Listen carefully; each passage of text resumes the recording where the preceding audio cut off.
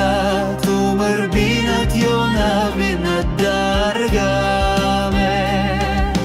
از سحر تا شامی مهنت یا کی درگم یا کی مسرور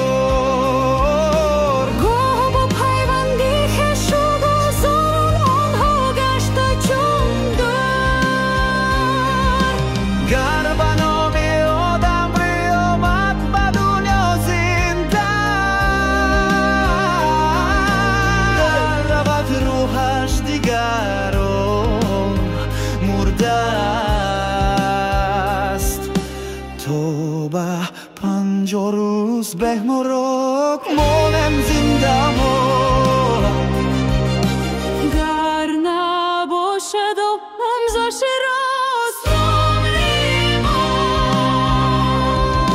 چون معلوم آمدانم به هوا به 600 سالی از به حقی کردگار عمر باشد بحری نام و بحری نگرفتی خور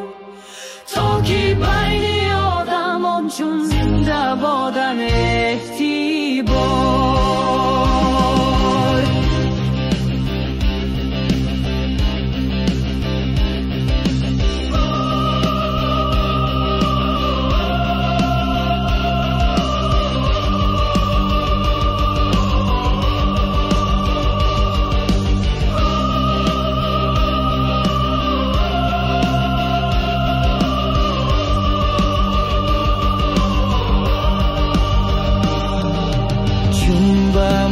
کردگار آیده که عمرم سیپار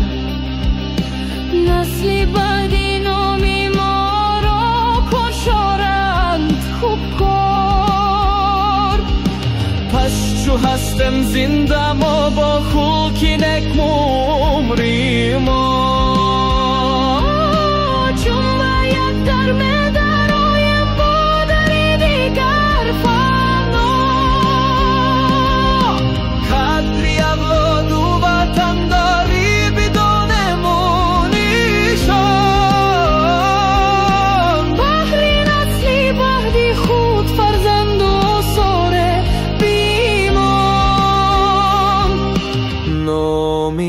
خود چون دوست داره از وطن کن